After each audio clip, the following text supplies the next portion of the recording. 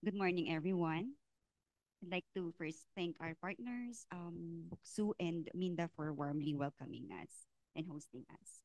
So before I go to my presentation, I'll just provide a brief background of what we did here in the DPRM. So at PIDS, we have what we call a scientific committee.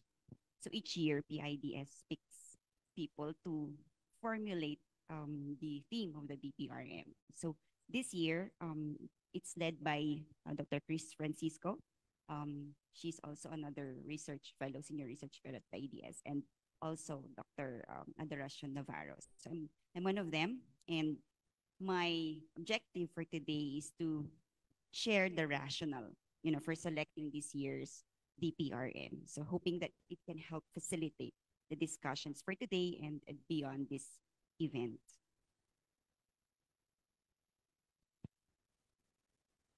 Okay, so we already know that AI is here. It's transforming our everyday lives. It's transforming everything, everywhere, all at once. And since the launch of the ChatGPT in 2022, there's so many other AI tools already available, and it's transforming numerous industries, government agencies, and even the personal aspects of our modern life.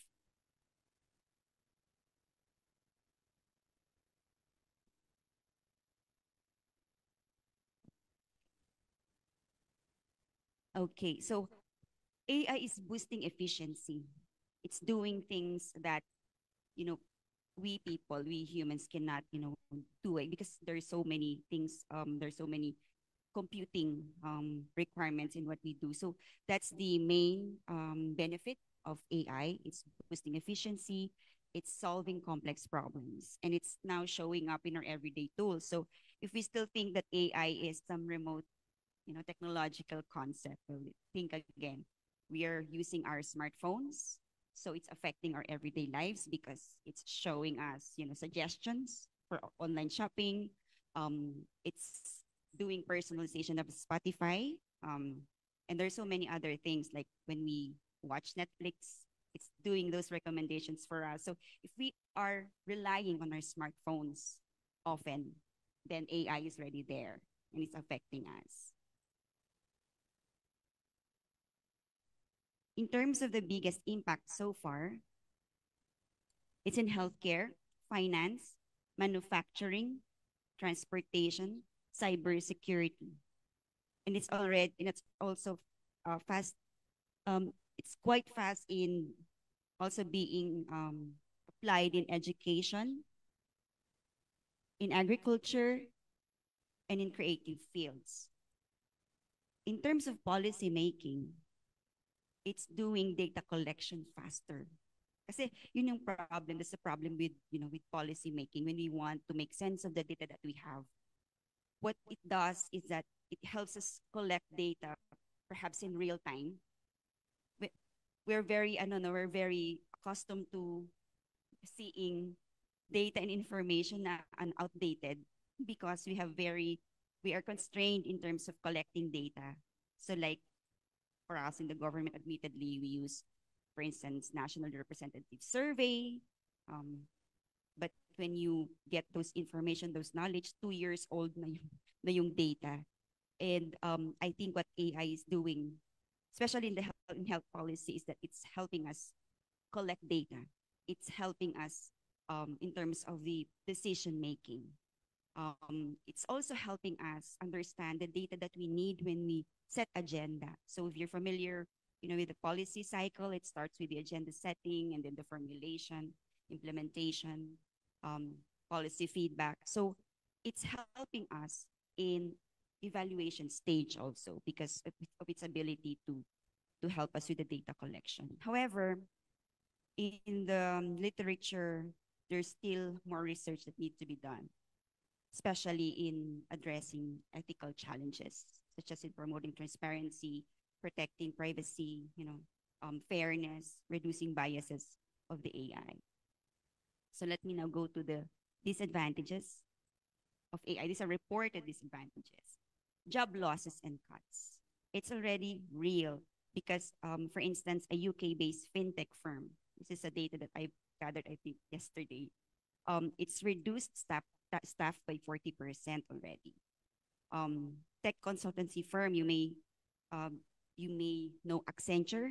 It has announced already a restructuring plan that includes quick exits for workers who aren't able to reskill on AI. So in other areas, besides the tech, kasi tech industry usually yung nagkakaroon ng job losses. In other areas, the problem is not really job losses. It's not reducing their current workers. But what they're doing is the intake of new workers, of entry-level workers, is being reduced.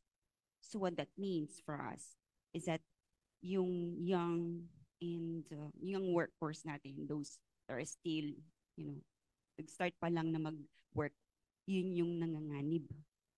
But then how can you develop your mid-level, workers if you don't have a wide entry-level workers or a lot of them. So those are some of the challenges. There's also bias in decision making. This is also documented in the literature, and this is due to incomplete data.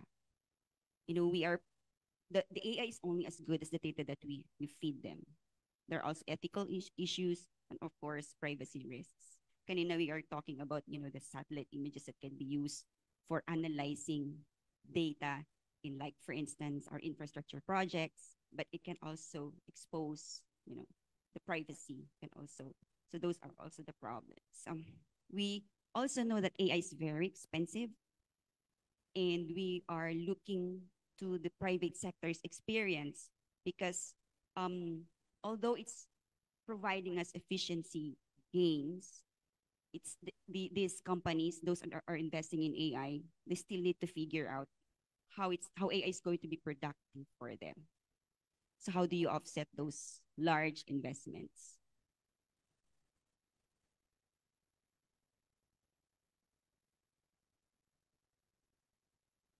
Oh, sorry. Okay, so some of the other disadvantages are that there's still limitations, of course, in AI. AI is rapidly evolving naman. It's rapidly developing. And it still lacks mental ability and common sense. Gaya naman natin. So, but I think one of the key issues in the technology is the hallucination problem.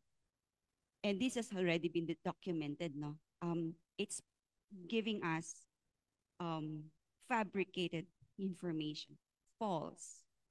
It's misleading. So when we use it for decision making, what does that, tell us? So we have to have resilient systems.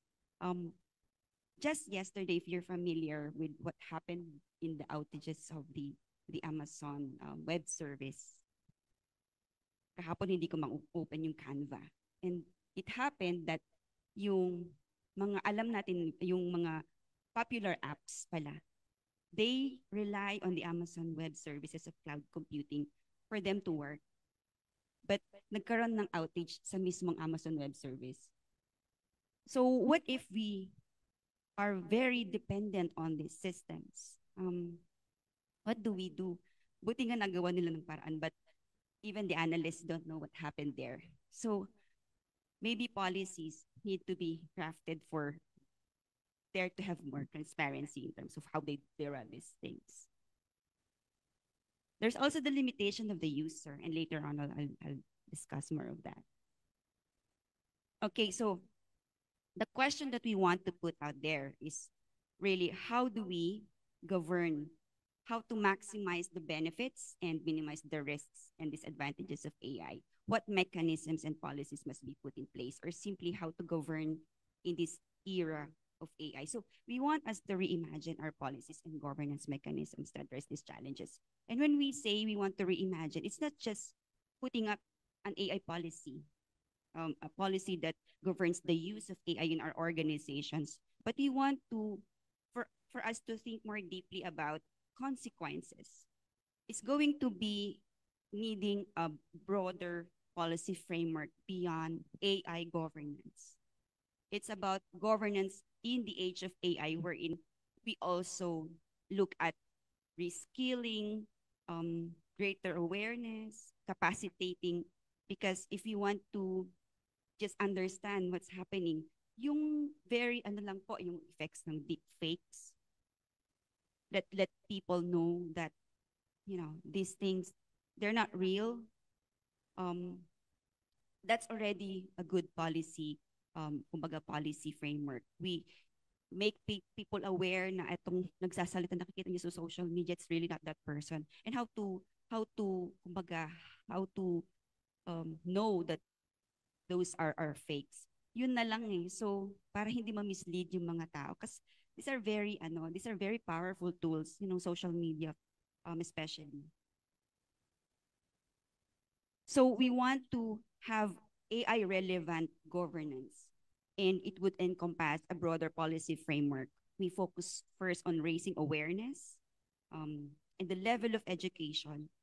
Nakakaano nga ngayon kasi, worry because we're already in the AI world, but then we have kumbaga, very significant challenges still in basic education. So imagine that, and we are already talking about, blockchain, those other sophisticated technologies, when the basic literacy of reading and math skills are inadequate. Okay, so at PIDS, we came up with three sub-themes. That there are many other themes, I think, other issues that we can look at, but sa PIDS, we identified only three so far for this year for us to analyze. And tatlo sila kasi tatlo kami din sa committee. So because we have to also do our research on these things and come up with a discussion paper at the end of the year. So we focus on energy issues and AI. And I think the issues there are that, okay, we can use it to we can use AI as a tool for us to have to be more successful in terms of improving our mix in energy. Ano kaya yon? But we also know that we have to balance because AI is very energy hungry. The data centers that are needed, the cloud computing that are needed is so, kumbaga, kumakain talaga siya ng energy and even water. I learned. The other one is the AI augmented fight against corruption. This is very controversial right now. And it's really good to have these tools kung saan na makapacitate yung mga agencies, government agencies, how to really use AI, and along with other technologies, how to spot, those discrepancies that are happening, those problems. The other one is governing aging societies in intelligent era. And among us three research fellows, this is the one assigned to me, or the one that I picked. Okay, so let me just go through this very quickly because I don't have time. All right, so why do we need to look at our governance mechanisms in the age of AI in the context of aging societies? As you may be aware already, in 2030, we'll be categorized as an aging society. That's because we have reduced our fertility rate so significantly. So that's already like 5 years from now. And the challenges of aging societies are that we have more elderly to take care of, but the young workers, we have fewer young workers. So if you think of tax revenues, uunti siya. Kung ano yung problema natin ngayon on care provision, lalala pa siya because yung magsusupport ay uunti. And here comes AI. And AI, we're already seeing that AI is reducing. It's causing job losses. So yung maliit na workforce mo in the future, nanganganib pa siya kasi pwede pa siyang mabawasan. So that's really problem of, productivity. We have to raise our productivity in the sense that we're just working with very small, workforce, supporting a very large, aging society. So, ano yung pwedeng gawin? Ano yung pwede nating gawin policies to make sure that we can take care of our elderly, and also how do we reskill our youth so that they can still contribute in the future. Okay, so there are geron technology that are already being applied in in the care for the elderly. So we just need to understand the risks and the benefits of this if like our organizations or our health units want to use them. There are issues in terms of the training of this AI, such as bias dun sa kanilang mga training data. So for instance, when these AI tools were trained, pwedeng na-exclude yung mga older people in those training of the AI. So it can cause some problems in the technology. So what now is the regulatory framework that can facilitate or improve the improvement of understanding and adoption of AI solutions, and how do we implement it so that many many older persons can benefit from it? So gusto nating malaman at sana ma-develop pa yung AI technologies para mas mabig. So, for instance, ngayon, very expensive, di ba? Yung healthcare, especially for the older persons. Ano ba yung advancement na pwedeng gawin in that area, in that sector? Para mas magiging mura, magiging less costly yung ating healthcare. So, yun yung mga issues or aspects na tinitingnan. And also, I think AI is also helping in the fast tracking of the development of medicines. So I think yan ang also very important because the shorter that you have the time frame, mas mabababa yung price or yung cost ng healthcare. So in terms of the job losses naman, so how do we now come up with policies that can protect also the older persons? We should reskill the older persons. We want to maximize their productive years.